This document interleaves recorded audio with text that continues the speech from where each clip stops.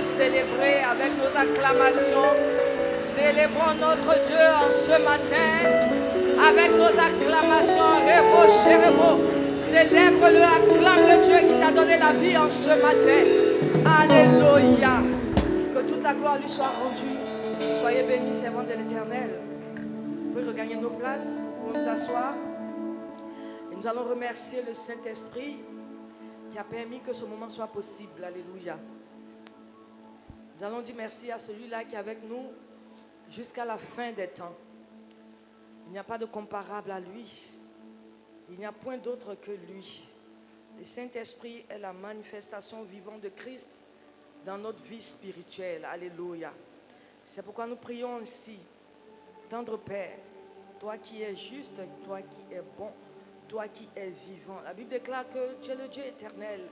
Ton règne n'a point de fin, ta vie est d'éternité en éternité, assurée parce que Père, tu n'as pas été créé. Ce matin, nous voulons célébrer ton Saint-Nom. Nous voulons célébrer ta présence parce qu'il t'a plu de nous rassembler en ce jour. Tu nous as donné une sainte convocation et c'est pour nous un privilège d'être là devant toi. Regarde mon frère, regarde ma soeur. Mais au-delà de toute chose, papa, nous voulons déposer nos cœurs à tes pieds.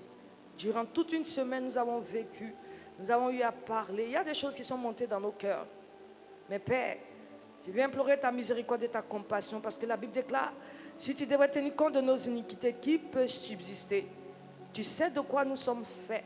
Nous sommes que des simples vases d'argile. Il nous arrive, Père, de tomber, de nous briser en morceaux. Mais Père, tu es le Dieu des miracles.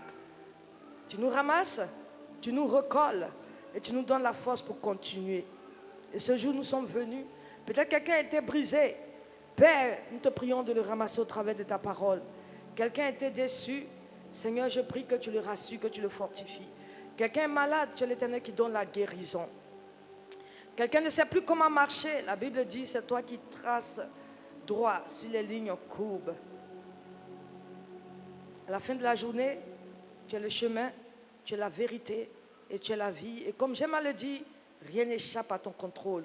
Alors prends le contrôle de ce moment, contrôle de cette parole, car tout est à toi. Ce peuple t'appartient, la parole est de toi. Père éternel, la louange, tout, nous venons déposer la gloire d'avance à tes pieds. Prends tout, Seigneur, et laisse que sous la mouvance de ton esprit, nous puissions parler de toi.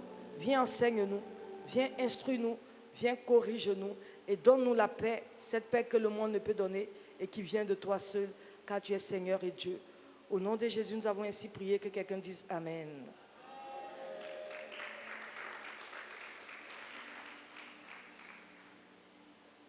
Alléluia. Notre frère Yao, la lecture est longue, hein? On va aller dans le livre de 2 Rois 4. Tous nous connaissons cette histoire. 2 Rois 4, du verset 8, on va lire toute l'histoire. Elle est vraiment passionnante et nous allons tirer des portions d'écriture pour que Dieu nous conduise. 2 Rois, chapitre 4, du verset 8 au verset 37. C'est long. L'histoire de la femme tsunami. J'aurais bien voulu qu'on surmonte, mais lisons clairement les Écritures. Le frère Yao va aller un peu vite et s'il est fatigué, quelqu'un peut prendre la relève. Donc ce qu'on va faire, Yao, tu vas prendre la parole de 2 Rois 8 au verset 20. Et ensuite, un second lecteur, on peut dire Papa Abissé, va prendre du verset 22 au verset 37. Nous lisons la parole de Dieu avec respect. Yao, nous sommes à ton écoute. 2 Rois chapitre 4.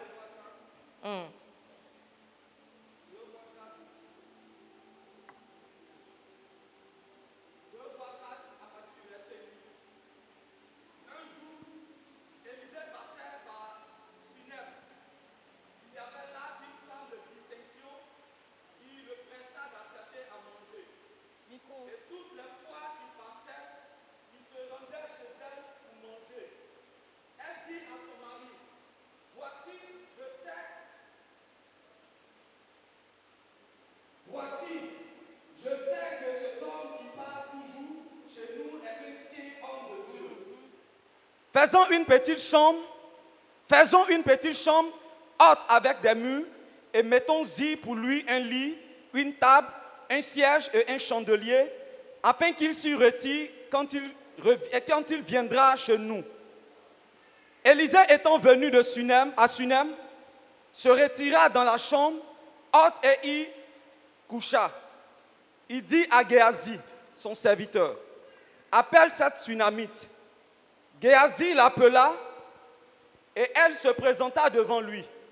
Et Élisée dit à Géasi, dis-lui, voici tu nous as montré tout cet empressement. Que peut-on faire pour toi? Faut-il parler pour toi au roi ou au chef de l'armée? Elle répondit, j'habite au milieu de mon peuple. Et il dit, que faire pour elle? Géasi répondit, mais elle n'a point de fils et son mari est vieux.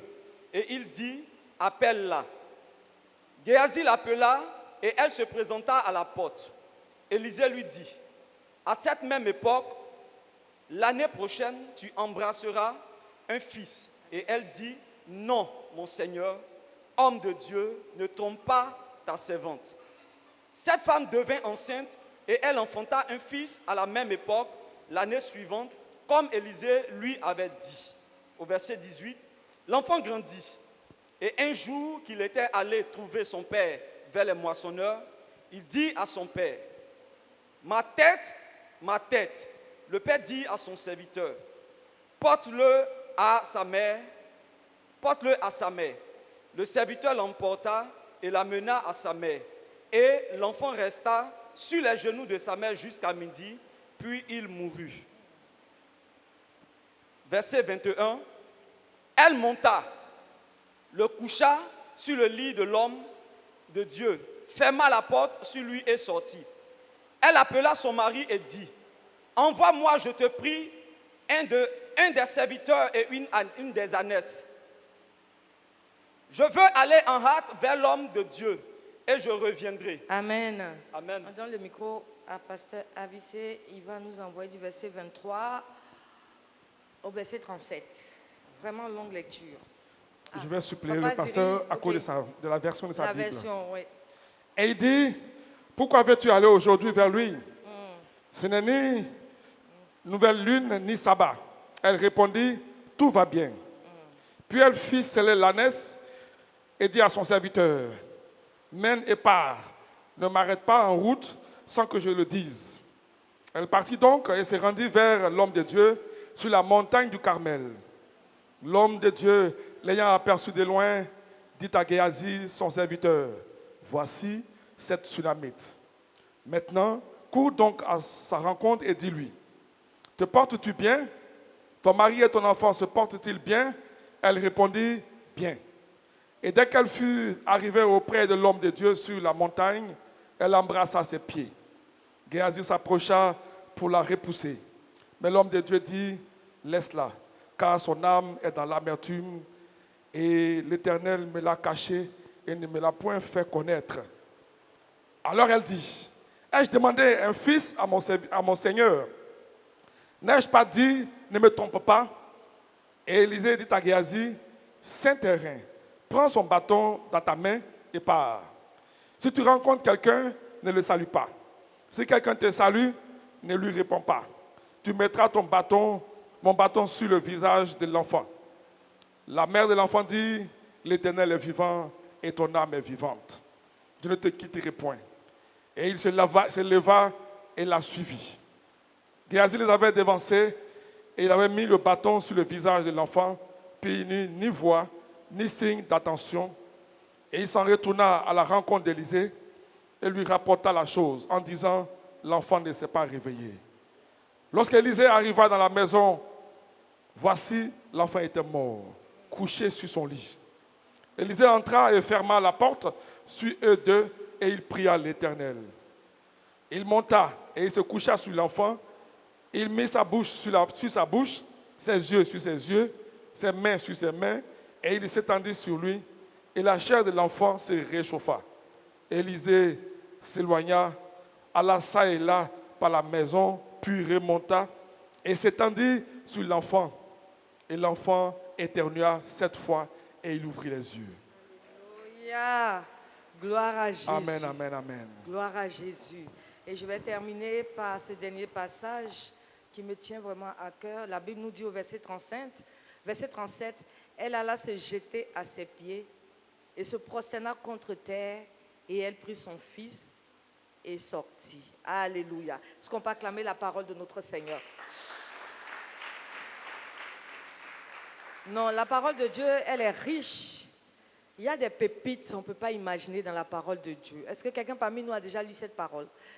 Peut-être vous avez lu plusieurs fois. Vous avez fait la lecture comme une histoire et beaucoup de thèmes ont été donnés. En général, quand on prend cette parole, on sait déjà les thèmes. N'importe quel serviteur va te dire tout va bien. Alléluia.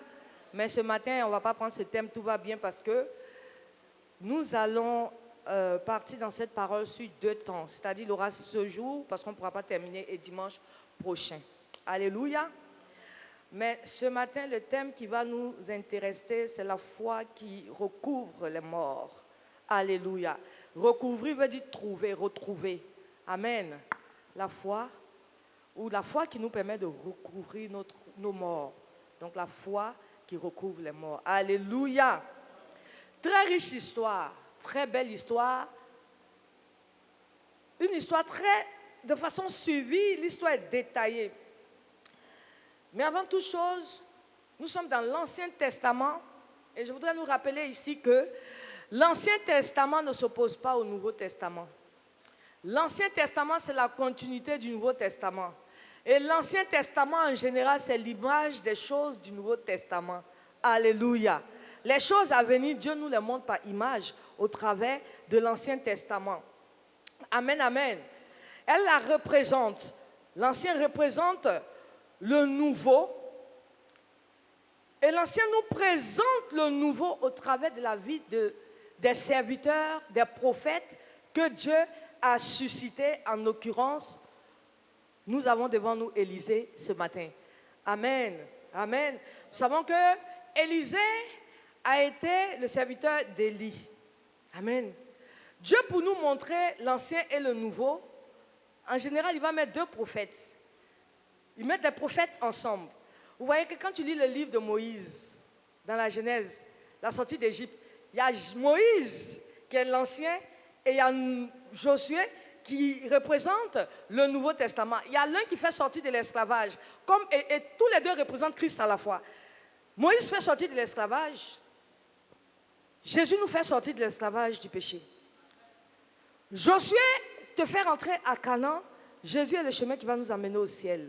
Alléluia. Nous voyons, c'est pareil ici avec Élie et Élisée. Amen. Élie, le prophète de feu, le prophète de miracle. Pour Élie, là, c'est la loi. Dent pour dent, œil pour œil. Prophète de Baal, aujourd'hui, on va en découdre, vous mourrez tous. Mais Élisée, le prophète de la grâce, beaucoup de miracles, suscitaient les foi. Les 2 représentent Jésus. Jésus n'est pas contre la loi. Il est dans la loi, mais il a aussi la grâce. Alléluia. Et nous allons prendre le côté de la grâce d'Élisée en ce matin au travers de cette parole. Alléluia. Donc, comme je disais, quand notre Seigneur était sur la terre, il prenait des prophètes pour nous présenter ce que lui, Jésus, serait, ou ce que lui, il est, puisqu'il est éternel. Alléluia. Alléluia. Et pendant sa vie sur la terre, Jésus a rencontré des âmes que lui-même, il a déjà préparées pour la foi. On est d'accord? Beaucoup d'histoires de personnes ont... C'est-à-dire que le Seigneur même a admiré certaines personnes à cause de leur foi. Et pourtant, c'est lui qui a préparé ces cœurs-là pour l'expérimentation de la foi. Alléluia. Et comme ces personnes qui ont expérimenté la foi dans le Nouveau Testament, voici une femme qui est une représentation aussi des personnes de foi dans le Nouveau. Elle est dans l'Ancien. Il s'agit de la femme Sunamite. La Bible nous parle d'une femme distinguée. Alléluia. J'aime le mot. Une femme distinguée. C'est-à-dire, cette femme-ci n'était pas pauvre. Alléluia. On peut même dire qu'elle ne manquait de rien, mais elle manquait de tout. Avec Jésus, là, il ne s'agit pas de je suis trop riche ou je suis trop pauvre. Même le riche peut manquer de choses. Et celui qui se dit pauvre aussi peut manquer des choses. Cette femme était riche, mais pauvre à la fois. Alléluia. C'est Dieu qui l'a rendue riche, mais quelque part, il y avait une pauvreté dans sa vie. Et nous allons voir. Amen, amen. Amen, amen. Cette femme, qu'on appelle la Sunamite, une femme très distinguée qui devait certainement avoir une belle maison. La Bible nous dit qu'un jour, elle a vu passer un homme de Dieu. Amen. Quand elle l'a vu, elle a discerné que c'était un homme de Dieu. Donc, elle a demandé à l'homme de Dieu de passer chez elle pour manger. Elle va pratiquer l'hospitalité dans un premier temps. Petite ouverture de porte. Alléluia. Viens et mange chez moi. L'homme de Dieu vient, il est passé. On peut dire que plusieurs fois, on dit toutes les fois qu'il passait, il s'est rendu chez elle et puis il a mangé. Et puis un jour, la femme va dire à son mari, cet homme de Dieu qui passe là, quand je le regarde, je sais que c'est un bon prophète, un vrai prophète. Alors j'ai quelque chose à cœur. Faisons-lui une petite chambre, une chambre haute. Dis avec moi, une chambre haute.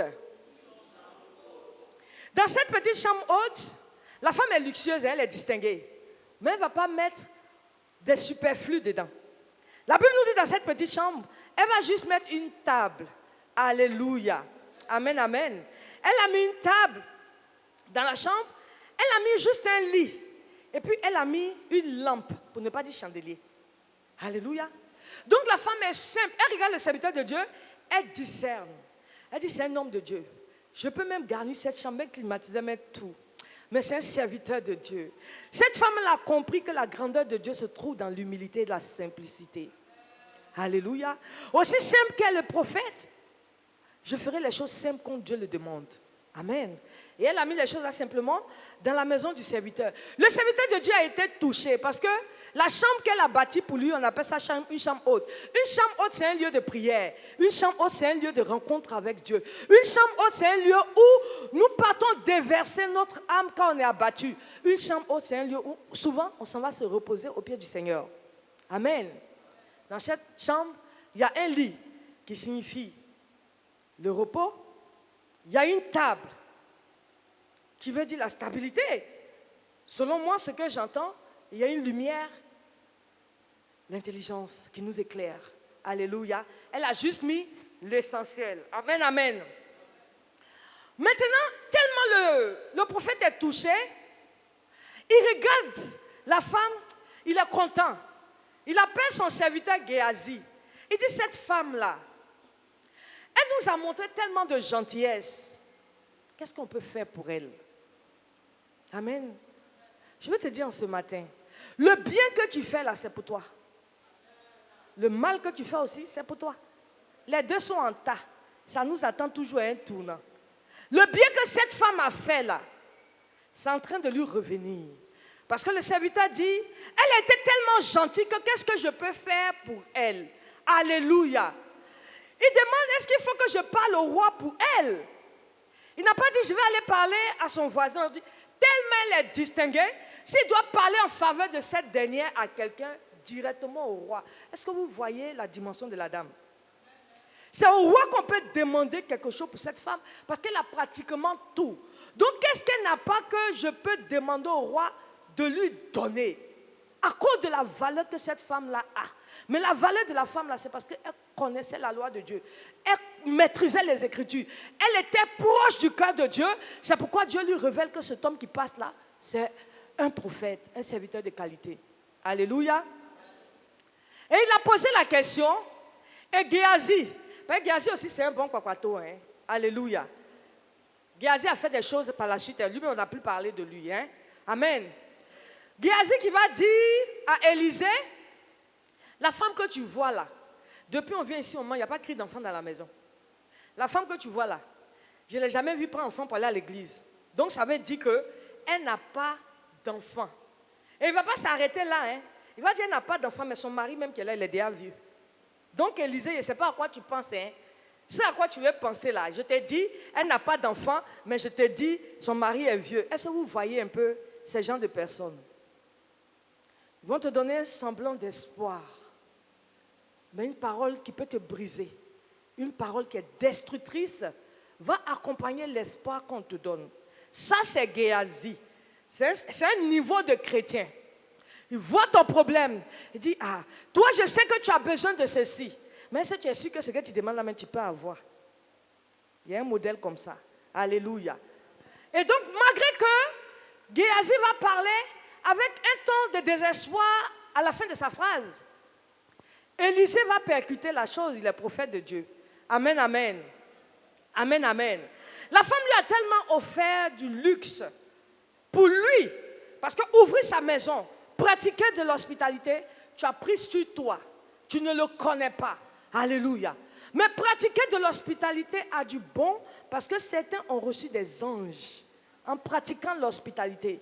Bien-aimé, je vais te dire ce matin, c'est bon de pratiquer l'hospitalité, mais il faut discerner à qui tu ouvres ta porte. La femme a regardé, c'est parce qu'elle a vu que c'était un prophète, un homme de Dieu, qu'elle a ouvert la porte. Ne t'empresse pas à ouvrir ta porte à tout le monde. Alléluia. Parce que tu peux à la fois en ouvrant la porte, ouvrir la porte pour créer des choses dans ta propre maison que tu ne pourras pas maîtriser. Amen. Gloire à Jésus. Donc, je me pose la question maintenant, puisqu'on dit qu'il faut recouvrir les morts. La femme, Élisée va l'appeler. Alléluia. Pour lui dire, ça dit, ton empressement m'a épaté. Je veux faire quelque chose pour toi. Je veux même parler au roi en ta faveur. Il dit non, moi je suis parmi mon peuple. Alléluia. La femme est chrétienne. Elle est servante de Dieu. Le peuple dont elle parle ici, c'est le peuple de Dieu. Je suis parmi les Juifs. Ils ont la loi. Ils ont la connaissance. Je suis avec ceux qui sont près de Dieu. Qu'est-ce que je vais désirer encore? La preuve même là. Je t'ai reçu, toi, le prophète. Alléluia. La femme va dire cela. Mais Élisée, il la connaît. Dieu va lui révéler peut-être quelque chose par rapport à la femme, le besoin le plus profond de la femme. C'est un enfant qu'elle désire. Et lui, étant prophète, va relâcher la parole. C'est vrai, hein? Je sais que tu es distingué, tu as tout. Mais moi, je te dis, l'année prochaine, à cette même période-là, tu auras un enfant. Bien aimé, souvent on est découragé de la vie. Souvent on est abattu par les épreuves. Souvent tu te regardes et puis tu regardes peut-être tes frères et tes soeurs dans l'église et puis tu te dis, mais pour moi là même là, c'est comment? Souvent tu regardes et puis tu dis, c'est trop difficile. Mais au milieu de ça, tu restes digne comme cette femme distinguée. Mais dans sa distinction, ce qui lui manquait le plus, qui était profond en elle, le Seigneur va apporter une solution. Pourquoi? Parce qu'elle n'a pas hésité à bâtir un autel à l'Éternel. La maison qu'elle a prise pour faire une chambre haute, ça nous parle aujourd'hui. La chambre haute là, peut-être que dans ton petit entrée couché, tu n'as pas de chambre. Donc je ne vais pas te demander d'aller arranger le coin de ta maison. La chambre haute dont on nous parle ici, si on veut se référer à la grâce aujourd'hui, c'est la chambre haute dans notre cœur. Bien-aimé, est-ce que dans le coin de ton cœur, ou tout ton cœur, tu as bâti quelque chose où le Seigneur peut aller avoir du repos? Où Jésus va rentrer et il sera en paix? Où Jésus va rentrer et puis révéler les choses cachées qui sont dans ton cœur? Alléluia.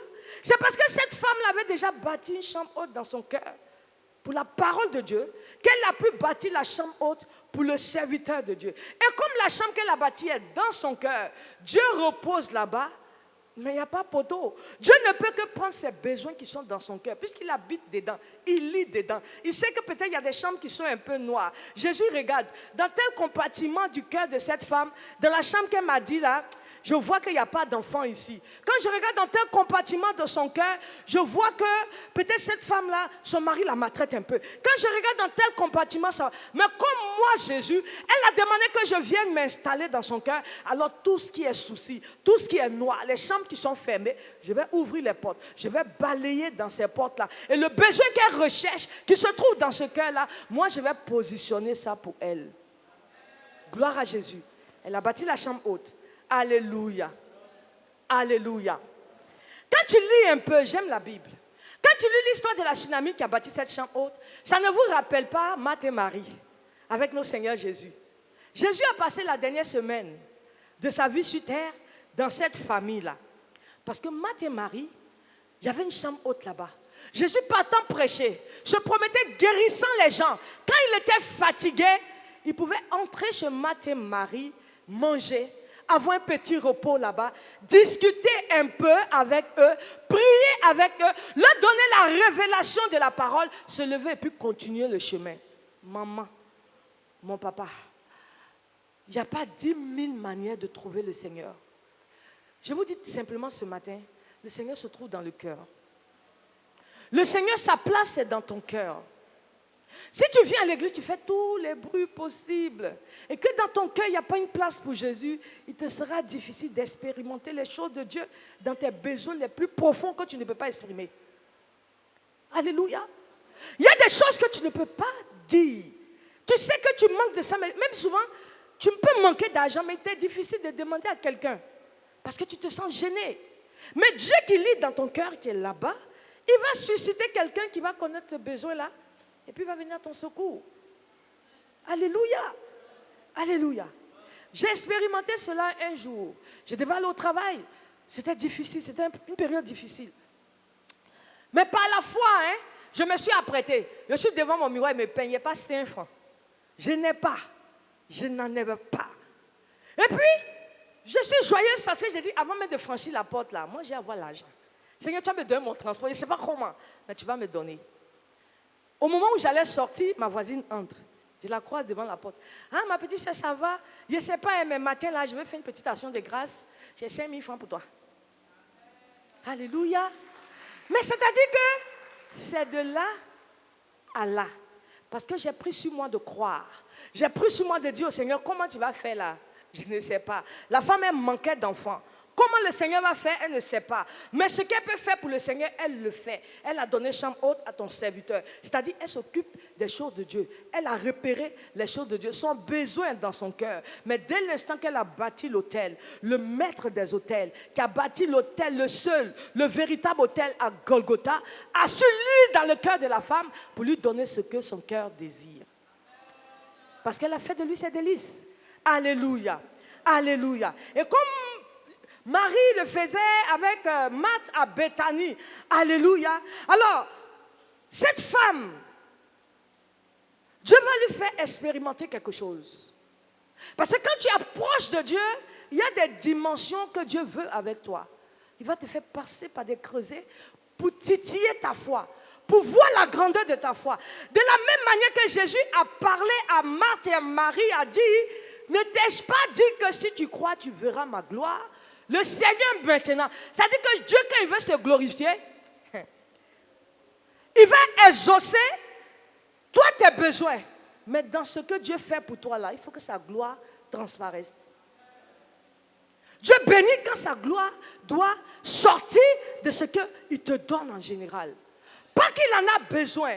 Mais Dieu, il y a une seule chose que le Seigneur ne peut pas se faire lui-même. C'est de s'adorer. C'est pour dire, si tu ne l'adores pas, il va susciter une pierre. Dieu a besoin toujours de quelqu'un pour l'adorer. Donc, dans le milieu de tout ce qu'on fait, tout ce que Dieu cherche, c'est sa gloire. Est-ce que tu es capable de lui donner cette gloire que Dieu recherche? En voulant donner la gloire à Dieu, bien aimé, tu vas expérimenter des choses. Tu vas aller en profondeur avec le Seigneur. Alléluia. Alléluia. Parce qu'elle a considéré Dieu. En retour, Élisée, habité par l'Esprit de Dieu, va faire quelque chose pour cette femme-là. Même si tu es dans ton assemblée, que tu as besoin de tout, même si tu as tout ce qu'il te faut, mais je sais que quand même tu t'es abaissé pour me présenter une chambre haute. On pouvait dire que cette femme-là était heureuse. On pouvait simplement dire, quand tu la vois avec tout ce qu'elle a, que c'est une femme distinguée, heureuse. Bien aimé, c'est le regard. C'est pourquoi il ne faut pas envier. Tu vois ton frère, tu vas l'envier. Tu vois une voiture, tu envies. Tu vois des habits sur quelqu'un, tu envies. Mais tu ne sais même pas si la personne n'a pas la paix du cœur. Si la personne n'est pas joyeuse dans son cœur. Dieu, là, il ne regarde pas ce qui frappe aux yeux. Donc ce matin, ne laisse pas tes yeux.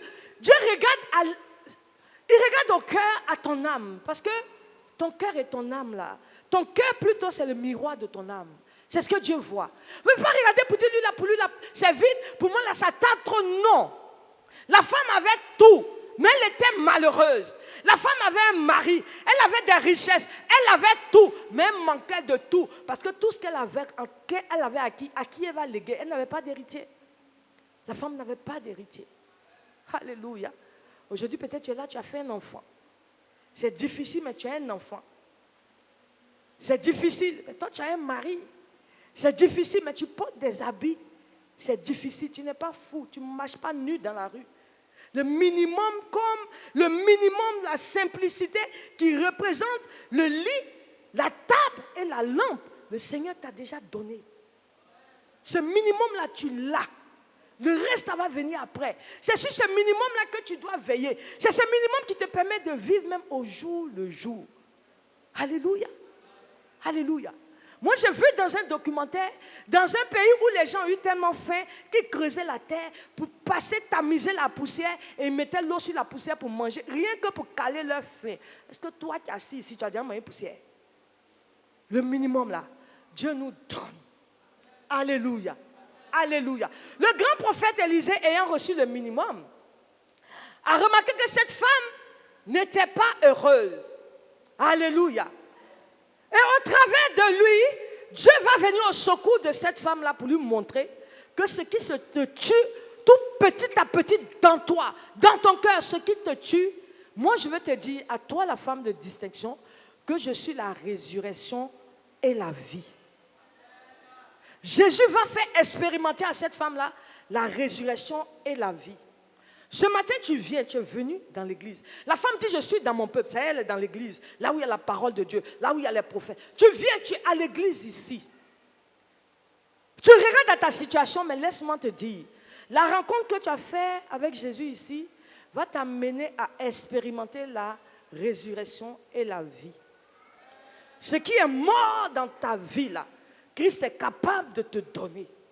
Ce qui ne va pas dans ta vie, Christ est capable de restaurer. Ce que Dieu te demande, c'est de lui laisser la place dans ton cœur. Alléluia. Alléluia. La Bible nous dit souvent, la parole nous dit plutôt, Jésus se tient à la porte de ton cœur et il frappe. Jésus ne se tient pas dans tes biens pour frapper. Jésus ne te tient pas dans autre endroit. Il ne vient pas frapper même à l'église. C'est dans ton cœur. Pendant que cette parole est en train de passer, il est en train de frapper. Si tu entends sa voix et que tu ouvres, il va trouver dans ton cœur une table, il va trouver dans ton cœur une chaise, il va trouver dans ton cœur de la lumière parce que tu as ouvert la porte et c'est lui qui va envoyer ces choses-là pour te fortifier. Alléluia. Gloire à Jésus. La femme n'était pas heureuse parce qu'elle désirait un enfant. Mais parce qu'elle était soumise à la volonté de Dieu.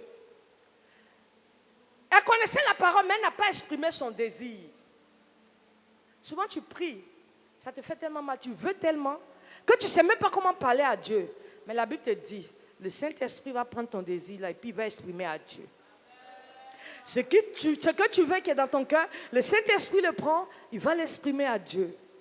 Souvent, tu vois des cas de maladie où tu regardes, tu te dis, ça c'est déjà fini pour moi. Mais comme tu as déjà bâti une chambre haute à l'Éternel dans ton cœur, le Saint-Esprit rentre là-bas, il va prendre ton désir là, et puis il va exprimer à Dieu. Pourquoi? Parce que si Jésus est assis dans ton cœur, il lit dans ton cœur, il connaît tes désirs, il n'y a pas de moyen qu'il ne les exauce pas. Mais est-ce que tu as ouvert la porte pour qu'il rentre? Celui qui n'est pas rentré ne peut pas voir dans ta maison ce qui se passe. C'est parce que tu ouvres la porte à Jésus qui rentre dans ton cœur.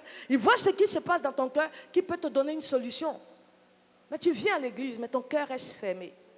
Tu viens à l'église, tu écoutes, tu t'en vas, tu ne lis pas la parole. Tu viens à l'église, tu t'en vas, mais tu ne le cherches pas. Tu viens à l'église, tu t'en vas. Mais comment est-ce que tu traites les autres? Comment est-ce que tu vois les autres? Qu'est-ce que tu fais pour honorer le Seigneur? Alléluia. Gloire à Jésus. Gloire à Jésus. La femme a appris à connaître Élisée. Bien aimé, il faut apprendre à connaître Jésus-Christ de Nazareth. Amen, amen. Si tu apprends à le connaître et que tu lui bâtis cette chambre dans ton cœur, le Seigneur va discerner toutes les pensées de ton cœur. Rien ne va échapper à son contrôle. Parce que c'est lui qui t'a créé. Alléluia. Gloire à Jésus. Et voici que la Bible nous dit, à la même période, la femme a eu un enfant. L'enfant a grandi. Il va courir dans la maison. C'est beaucoup de cris. Tout le monde est content. Alléluia. Et un matin, peut-être à midi même, On ne sait pas ce qui s'est passé. Du matin jusqu'à midi, l'enfant avec son papa dans le champ. Bon, le père aussi, c'est le temps de la moisson. Ça veut dire que le papa, là, s'occupe des choses matérielles. Ça dit, on doit cueillir le champ, on doit avoir l'argent. C'est ça qui te rend distingué, madame. Si tu vois que tu es belle, tu as tout ce que tu veux, c'est parce que je travaille dur dans le champ pour que tu peux avoir. Donc l'enfant qui est malade, amenez-le à sa mère. Je suis occupé à ma moisson. Je suis occupé à chercher l'argent. Je suis occupé à chercher les biens de ce monde. Mais l'argent que tu cherches là, les biens de ce monde que tu cherches là, alléluia, il y a des choses qui sont plus précieuses. Le père n'a pas pris qu'à toucher l'enfant, demander à l'enfant, mais qu'est-ce qui ne va pas? Il dit, il a mal à la tête. On dit, va le donner à sa maman. Bien-aimées femmes, vous êtes des monuments. Vous êtes des piliers. Le monsieur, dans son champ, cherche à avoir la paix dans sa tête pour chercher l'argent. Hein. C'est pourquoi j'aime à le dire, laisse la tête des hommes en paix. Va chercher l'argent pour envoyer. Et toi, sois dans le secret. Assure les arrières. Et puis bâtis, c'est pourquoi Dieu t'a appelé. Alléluia. L'enfant a grandi. Alléluia. Et la Bible nous dit, il était dans le champ avec son père. Il ne s'est pas senti bien. Amen, amen. Et dans ne pas se sentir bien là, de là à là, le petit va mourir sur les genoux de sa maman. Quelque chose que tu as cherché. Quelque chose que tu as cherché. Après lequel tu as soupiré. La femme là, si tu lui dis tous ses biens, ne voyait pas. Ça dit tout son espoir, son amour, tout était dans cet enfant-là. Ce qu'elle aimait le plus, ce qui était son plus grand désir. Ce sur quoi elle apportait toute son affection. Vous savez, si ses pieds, hein, Dieu lui a déjà donné. Et puis la Bible nous dit que jusqu'à midi, l'enfant est mort. Alléluia. Alléluia. On dit, et l'enfant resta sur les genoux de sa mère jusqu'à midi, puis il mourut. Il y a des choses que Dieu t'a données. Ça est sur tes genoux en ce moment. Prends garde. Alléluia. Ce que Dieu t'a donné, tu connais ton alliance avec lui, prends garde. Alléluia. Veille sur ce que Dieu t'a donné. Mais en veillant sur ce que Dieu t'a donné, ne néglige pas la chambre haute. Cette maman, dès l'instant qu'elle a reçu ce que Dieu lui a donné, toute son attention était certainement déversée sur l'enfant. La chambre haute était un peu négligée. Et comme notre Dieu, c'est un Dieu jaloux. Dieu, c'est un Dieu jaloux. Dieu est celui qui tient sa parole. Dieu est celui qui nous aime et ne veut pas partager. Il ne partage pas sa gloire avec quelqu'un. L'enfant va mourir. La femme, elle va faire quoi? La Bible nous dit ici que quand l'enfant est mort, elle s'est souvenue de la chambre haute. Pendant qu'il était vivant sur elle, on ne nous dit pas qu'elle montait dans la chambre pour prier à l'enfant. Hein? On ne nous a pas dit ça. Mais dès l'instant que l'enfant est mort, elle se souvient de la chambre haute. Elle va monter. Elle va coucher l'enfant sur le lit. Elle referme la porte sur lui. Dieu t'a donné. Alléluia. Ça est dans ta main. Alléluia. N'oublie pas la chambre haute. Si tu oublies un instant, le Dieu qui t'a donné, si tu oublies un instant, que ce Dieu-là a une place de privilège dans ton cœur. Si tu oublies un instant que tu dois monter tous les jours à la chambre haute pour lui dire merci. Si tu as oublié, ça peut se gâter sur tes pieds. Ça peut te gâter. Même si c'est petit, ce qui t'a donné peut ne pas être grand.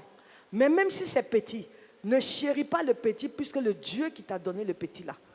Chéris Dieu puisque ce que tu as. Chérie, ça dit c'est Jésus qui doit être considéré comme ton tout. L'enfant est mort. Voici la femme maintenant. Elle va se souvenir de la chambre haute. Elle va déposer l'enfant dans la chambre haute. Spirituellement là. Hein? La profondeur avec Dieu. Tu ne peux pas marcher dans la vie chrétienne et rester à un certain niveau. Arrivé un moment, il y a la lampe dans la chambre. La lumière de la parole doit t'éclairer pour que tu ailles en dimension avec l'Éternel ton Dieu. Il y a la table dans la chambre. Tu dois pouvoir t'asseoir pour avoir la stabilité dans ta vie chrétienne. Tu ne dois pas aller de gauche ni à droite. Tu dois avoir cette stabilité dans ta vie chrétienne qui va te pousser, qui va te porter. Alléluia. Et il y a un lit. lorsque tu es éclairé par la parole, lorsque tu es stable dans ta foi, arrivé à un moment donné, tu as le repos que tu désires. Et le repos qu'on désire, c'est le repos éternel auprès de notre Seigneur Jésus-Christ. Alléluia. Alléluia. Que le Seigneur nous parle en ce matin. Que le Seigneur nous parle en ce matin. Et la femme, malgré qu'elle a perdu ce qui lui était cher, elle ne va rien dire à son mari. Le monsieur qui est occupé à ses vendanges, à sa moisson, la femme est en train de partir, le monsieur la regarde, il dit, mais je n'ai pas de nouvelle lune. Ça dit que pour lui, la foi a des dimensions, la vie chrétienne là. Il y a des chrétiens qui sont chrétiens seulement le dimanche. C'est un peu comme notre pépé ici. Il y a des chrétiens qui sont chrétiens seulement que fin d'année. Fin d'année là, 31 décembre, si on fait culte ici, c'est bourré, il n'y a pas place. Mais passer la fin d'année, c'est fini. Il va vaquer à ses occupations. Comme le papa, pour lui, c'est la nouvelle lune qui doit nous emmener auprès du serviteur de Dieu. Pour lui, c'est peut-être la Pâque, c'est le temps où il y a des réjouissances religieuses. Mais qui a dit, la vie avec Jésus, ce n'est pas une religion. La vie avec Jésus, c'est une relation. La femme avait une relation avec son Dieu.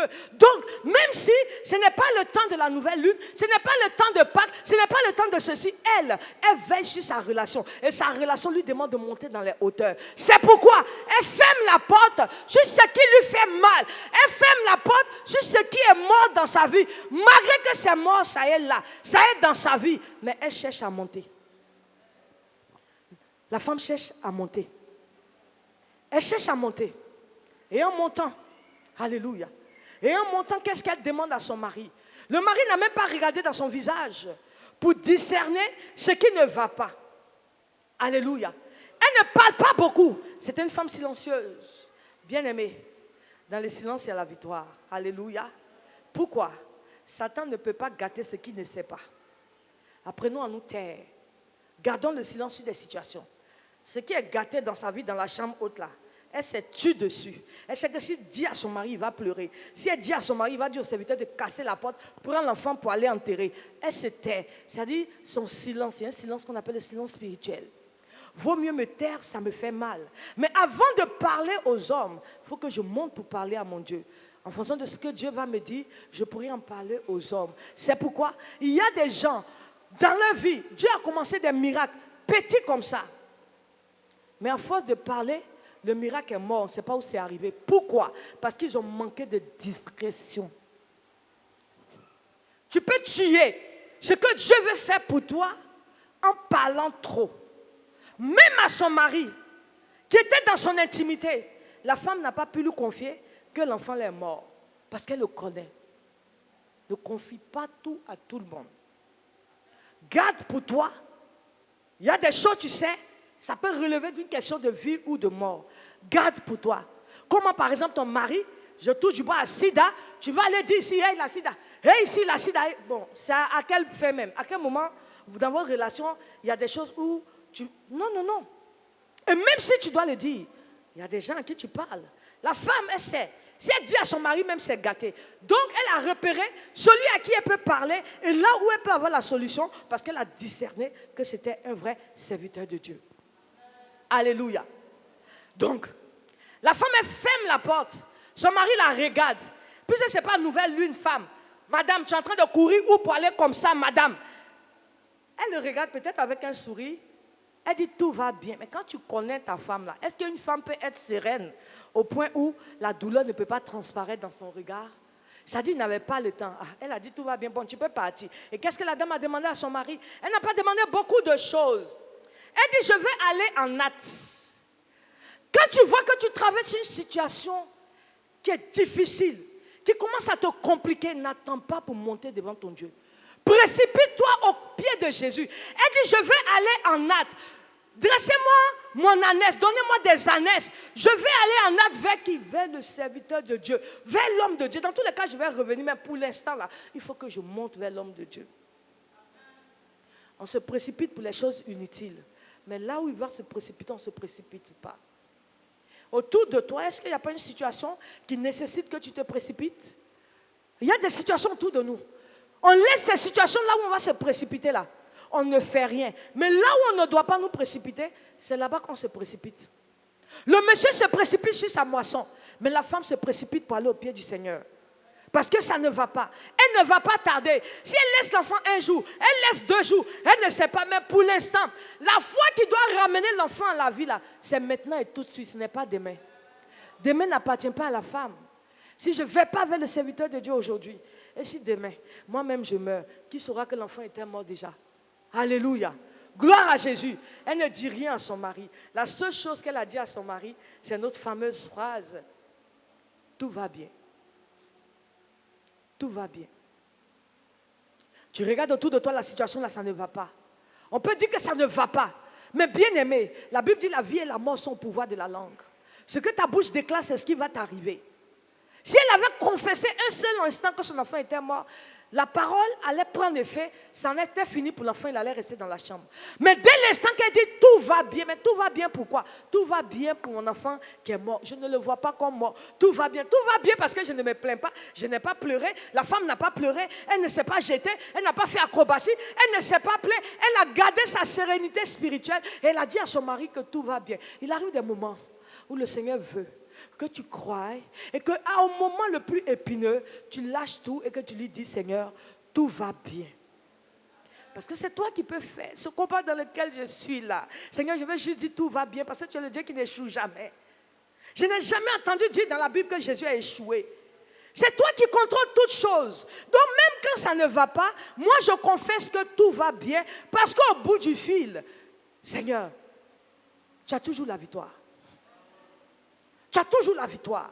Si tu as vécu Satan et ses démons à Golgotha, ce n'est pas une situation qui peut me titiller le cœur au point où je vais pleurer. Tout ce que je peux te dire, Seigneur, tout va bien. Elle dit tout va bien à son mari pour la peser. La femme arrive encore jusqu'à chez Élisée. Élisée envoie son serviteur, dit voici cette Sunamite. On dit cours devant elle. On se précipite pour lui demander si ça va. Ton mari, ça va. Ton enfant, ça va. La femme répond, tout va bien. Alléluia. Alléluia. Son mari, ça va, mais son enfant est mort, ça ne va pas. Ça ne va pas dans sa famille, il y a quelque chose qui cloche. Mais elle a le courage au milieu de tout ça de garder la seule parole qu'elle connaît. Tout va bien. Parce que le Dieu que je prie, la Bible dit, il connaît les projets qu'il a formés pour moi. Projets de bonheur et non de malheur. La femme, elle était proche de la parole. Si Dieu a des projets de bonheur pour toi et non de malheur, pourquoi tu te plains? Pourquoi tu pleures? Pourquoi tu gémis? Pourquoi tu supplies? Pourquoi tu penses que si tu penses ça, c'est pourquoi? Quand tu penses, quand tu te plains, quand tu gémis, c'est qu'au lieu de choisir les projets de bonheur que Dieu t'a donné, tu fais le choix de prendre les projets de malheur. C'est dans le malheur qu'on pleure. C'est dans le malheur qu'on se plaint. C'est dans le malheur qu'on crie, on supplie, on déchire ses habits, on se jette à terre, on se jette à gauche. Mais quand il y a le bonheur, on est serein. Dans le bonheur, il y a la joie. Et la femme a choisi le bonheur. Alléluia. Le prophète même envoie son serviteur, dit tout va bien. Elle sait ce qu'elle désire. Amen, amen. Gloire à Jésus. Gloire à Jésus. Et le serviteur qui va à la rencontre de la femme. Regarde, je vais vous dire, hein, il y a des serviteurs de Dieu, mais en côté là. Moi, je vous dis, Papa Toya de Géasi, tu ne peux pas. On lui a donné simplement le bâton. On dit, prends mon bâton. Bâton dans la main de Géasi. Mais dis donc, Géasi voit son zèle. Il va sans foi. Hein. Moi, il y a le bâton d'Élisée, là où je suis là. Et c'est ce que nous voyons aujourd'hui. C'est moi qui ai le manteau de l'onction. Manteau qui est sur moi. D'autres même, ils prêchent et puis ils jettent manteau sur les gens. Tu me jettes ton manteau, moi je vais te renvoyer ça dans la foule. Et prends pas. Alléluia. On donne le bâton à Géasi. Géasi va à la rencontre de la femme. Il se précipite même parce qu'il a un peu de pouvoir, on lui a donné, il faut qu'il court. Le monsieur va courir. Alléluia. Pour arriver là-bas. Mais comment toi, quand la femme est arrivée, pendant qu'elle s'en va se jeter aux pieds du prophète de la grâce, qui a compassion d'elle, toi tu dis, n'a qu'à quitter là. Depuis quand femme peut toucher pied de prophète, quitte ici. Bon, c'est à toi comme ça, tu viens de rejeter quelqu'un et puis on te donne le bâton, tu penses que, maintenant, ça ne peut pas coller. Ça ne pourra pas marcher. Ça dit, revise ta vie. Toi à qui Dieu a donné une portion de quelque chose à faire, revise ta vie. Il y a des choses qui ne cadrent pas avec l'onction de Dieu, avec la direction que Dieu te donne. Toi, tu rejettes quelqu'un et puis c'est toi qui vas faire des miracles. Non, mais attends, ça ne marche pas comme ça. Notre Dieu, il est correct. Il lit le cœur. De la manière dont le cœur de Géasi a méprisé la femme. Quand elle était à genoux devant Élisée là. Mais ce cœur-là ne peut pas aller ressusciter quelqu'un. Même si on met le bâton dans ta main, on va te rendre comment. Dieu va faire tout ce qu'il peut. Mais si tu n'aimes pas la personne humaine, tu n'es pas riche en compassion, tu n'as pas pitié, tu ne fais pas état de grâce, il te sera difficile d'expérimenter certaines choses parce que tout commence par l'amour de Dieu. Dieu a tant aimé le monde qu'il nous a donné. Alors si tu n'aimes pas là, tu ne peux pas donner, tu ne peux pas faire, tu ne peux pas guérir. Tout est une question d'amour d'abord. Mais Géasi n'a pas aimé d'abord. Alléluia. Élisée qui était le prophète de la grâce a dit, il faut laisser cette femme-là. Son âme est dans l'amertume, mais Dieu me l'a cachée. Malgré que Élisée était un prophète majeur, malgré toute l'onction d'Élisée, il y a des choses que le Seigneur peut cacher. Ne pense pas que tous les serviteurs de Dieu, les prophètes des nations qui viennent, on te révèle la vie. Le Seigneur m'a dit si ça, le Seigneur m'a dit si ça. Qu'est-ce qui te prouve que c'est vrai? Même à Élisée, Dieu a caché des choses. Ne tends pas ton oreille à tout. Ce qui est la vérité, c'est ce qui vient de la parole de Dieu. Si tu lis que Dieu te donne le discernement, tu lis la parole de Dieu, que Dieu te donne une phrase, un mot, il te donne une clé, c'est que l'Éternel t'a parlé. Et même si je te dis que Dieu dit sur ta vie là, dans 10 ans, tu vas devenir un homme ceci, un homme cela. Tant que le Seigneur ne t'a pas convaincu, va lire la parole jusqu'à ce que tu aies la conviction. Alléluia. Gloire à Jésus. Gloire à Jésus. La femme, quand elle partait, elle a dit à son serviteur qui la conduisait, ne t'arrête pas. Elle dit, ne t'arrête pas.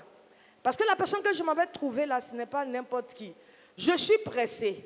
Quand les situations arrivent, comme je le disais, il est préférable de chercher d'abord la présence du Seigneur. Et où la femme partait, elle ne partait pas n'importe où. Élisée n'habitait pas dans n'importe quel lieu en Israël. Élisée habitait sur le mont Carmel. Le mont Carmel nous rappelle quoi? C'est sur le mont Carmel que Élie a défié les prophètes de Baal. C'est là-bas qu'il les a tués, eux tous. Et Élisée s'est assis là-bas comme un prophète de Dieu. C'est lui qui règne maintenant sur le mont Carmel. Alléluia. La situation que tu vois, que ce soit une situation de mort, laisse-moi te dire que Jésus a déjà régné dessus. La maladie que tu vois, Jésus a déjà régné dessus. Et celui qui a déjà régné sur une situation, monte vers celui-là pour aller le trouver. Alléluia. Alléluia. Géasi a beau tenir le bâton, mais Géasi n'est pas Élisée. Je vais te dire en ce matin, que rien ne peut remplacer la présence palpable de Christ dans ta vie. Aucun serviteur de Dieu, même ton mari. Rien ne peut remplacer la présence de Jésus dans ta vie. Face à toute situation. Alléluia. Gloire à Jésus. Gloire à Jésus.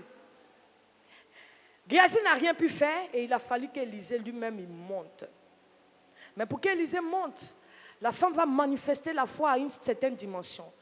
Elle a dit, prophète de Dieu, mon âme est vivante. Moi aussi, mon âme est vivante. Je ne bougerai pas tant que tu ne montes pas avec moi.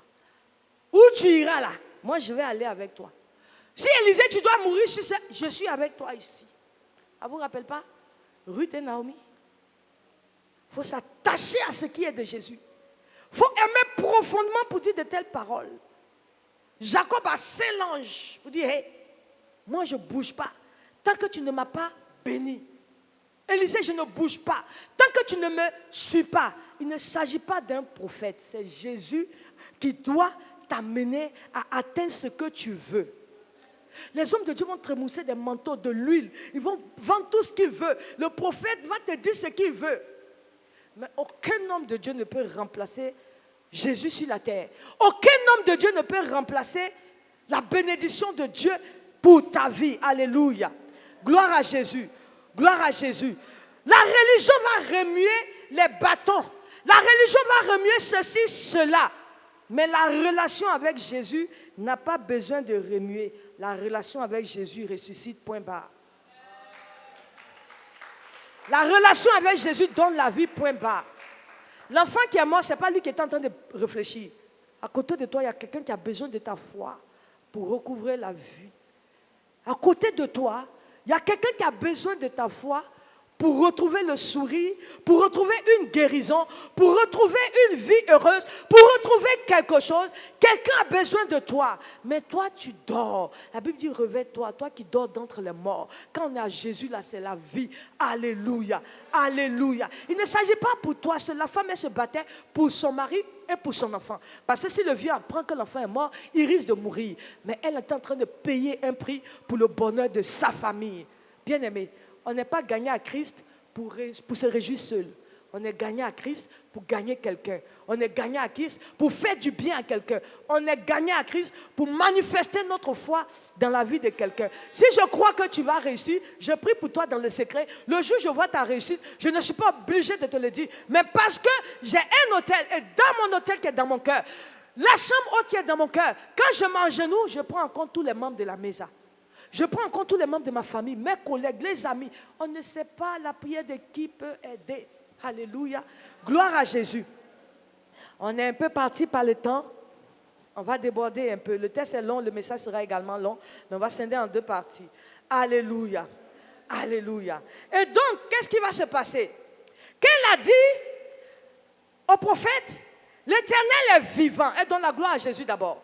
Il est éternel. Et elle lui dit, ton âme est vivant. Je ne te laisserai point. Toi, tu veux laisser Jésus. Laisse Jésus. Jésus, là, il est vivant pour l'éternité. Et toi-même, ton âme que Dieu a donnée, là, ça doit vivre en Jésus. Mais si tu laisses Jésus, c'est que tu veux la mort de ton âme. Elle a dit, papa, je ne vais pas te laisser. Tu vas me suivre. Où tu iras, là, moi, je vais te suivre. Pas à pas. Et d'ailleurs, toi-même, Élisée, lorsque tu allais retrouver ton ministère, tu étais avec Élie, non? Alléluia. Élie même t'a dit, Élisée, laisse-moi ici. Tu dis non, papa, ton âme est vivante, l'Éternel est vivant, ton âme est vivante. Je ne te laisserai pas jusqu'à ce que tu aies l'onction pour envoyer des miracles. Tu as reçu l'onction en ne quittant pas Élie. Et tu veux que je te quitte aujourd'hui. Je ne vais pas te quitter parce que moi aussi, je cherche un miracle au travers de l'onction qui est descendue du ciel. Et pas l'onction d'huile bizarre. Alléluia. Gloire à Jésus. Et la femme a dit ces choses, ça a touché Élie. Ça a touché Élie. Elle s'est tenue près, ça touchait plutôt Élisée. Elle s'est tenue près d'Élisée. Pas à pas jusqu'à ce qu'ils arrivent chez elle. Alléluia. Alléluia. Dieu répond au désir de la femme. Élisée arrive maintenant. La femme avait fermé la porte. Élisée vient aussi. Il ouvre la porte. Il rentre, il referme la porte. Regarde, quand Jésus se tient à la porte de ton cœur, toi, tu peux ouvrir la porte là. Alléluia. Mais si Jésus rentre, arrange-toi pour qu'il ferme la porte sur lui. Quand Jésus ferme la porte sur lui-même dans ton cœur, tu as tout gagné. Mais si tu laisses la porte de ton cœur ouverte, il y a beaucoup d'autres choses qui vont rentrer. Et comme Jésus est courtois, il va se mettre à côté. Papa entre. Quand Jésus entre, toi-même ne ferme pas. Lui-même va pousser sa main. Mais pour que Jésus pousse la main pour fermer la porte sur ton cœur, pour prendre toute la place, c'est parce qu'il a regardé que la lecture de la Bible que tu es en train, la recherche de Jésus que tu es en train de faire, le pousse à fermer. Ton adoration le pousse à fermer. Tes louanges le poussent à fermer. Tes bons à ton cœur poussent Jésus à refermer la porte sur lui. Et quand il reste dans cette chambre que tu as bâtie dans ton cœur, c'est là-bas que Jésus commence le nettoyage. La Bible nous dit, Élisée rentre dans la chambre. L'enfant est mort.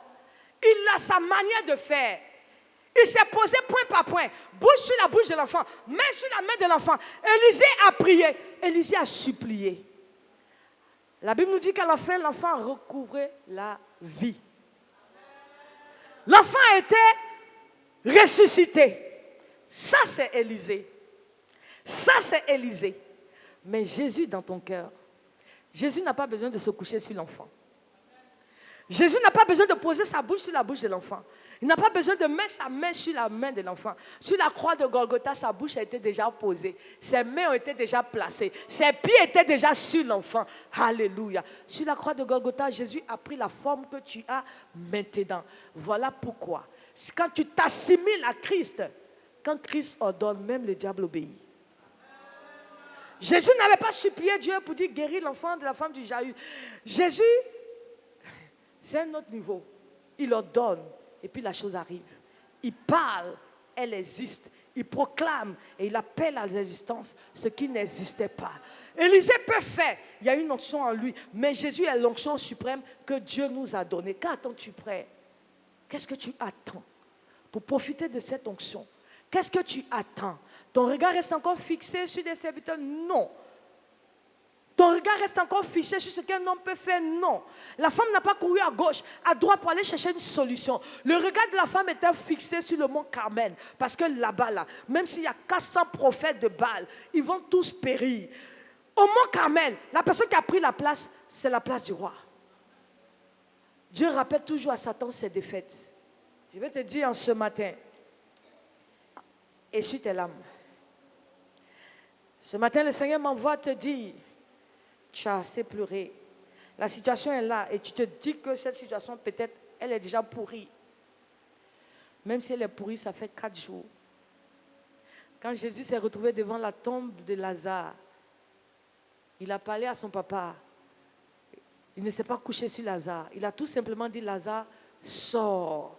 Lazare est sorti du tombeau parce qu'en Lazare, il y avait une chambre haute dans le cœur de Lazare. Si le Seigneur trouve la chambre haute dans ton cœur, ce qui te fait pleurer, il va sécher tes larmes. Lazare est sorti parce que la porte de sa maison était déjà ouverte et son cœur était ouvert au point où la Bible nous dit Jésus aimait Marthe, Marie et Lazare. Pour que quelqu'un puisse t'aimer aussi profondément. Un amour un peu distingué. C'est que quelque part en toi, il y a quelque chose qui fait que la personne te porte dans son cœur. Mais est-ce que quelqu'un peut tuer celui que Jésus aime? Ce matin, je viens te dire, Jésus t'aime. Jésus t'aime, bien-aimé. Peuple de la Mesa, le Seigneur t'aime profondément. Il t'aime profondément. Ce business sur lequel tu as espéré, où tu pensais que tu allais avoir beaucoup plus, et puis ça a foiré. Ne t'inquiète pas. Ne t'inquiète pas. Il fait toutes choses bonnes en son temps. La situation que tu vois, si tu vois que ça a perdu, ça a perdu, ça a perdu, soit ce n'est pas pour toi. Mais si elle est pour toi, ce qui est à toi est à toi. Peu importe le temps que ça va passer, le Seigneur ramènera ça à la vie. Il peut ramener à la vie en te donnant ce qui est gâté. Mais il peut ramener à la vie en te donnant quelque chose de supérieur. Parce que la Bible dit, la femme ne s'est pas arrêtée puisque la voix du juste va croissant. Quand tu es un enfant de Dieu, ta voix va comme ça. Donc même dans le malheur, dis-toi, ce qui est devant moi, ma voix va croissant. Je ne recule pas, j'avance toujours avec Jésus. Et sur mon chemin, quels que soient les obstacles, je les surmonte. Et je ne m'arrêterai pas. Tant que je n'arriverai pas à la Jérusalem céleste, je ne m'arrêterai pas. Tant que je ne croiserai pas, mes yeux doivent voir un jour le roi des rois. La femme dit, petit, il ne faut pas t'arrêter en chemin. On s'en va seulement. Parce que c'est une question de vie ou de mort. L'enfant est mort, mais il sera ressuscité. Bien-aimé, ta vie ici-bas, là, c'est une question de vie ou de mort. Tu t'accroches à Jésus, avance sans t'arrêter. Si tu ne t'arrêtes pas, un jour, tu verras le roi des gloires. Un jour, tu le verras. Alléluia. Gloire à Jésus. Gloire à Jésus. C'est la première partie de notre message. Nous allons nous tenir debout et nous allons prier notre Dieu. Nous allons nous tenir debout et nous allons prier notre Dieu. Alléluia. Gloire à Jésus. Gloire à Jésus. Merci Seigneur.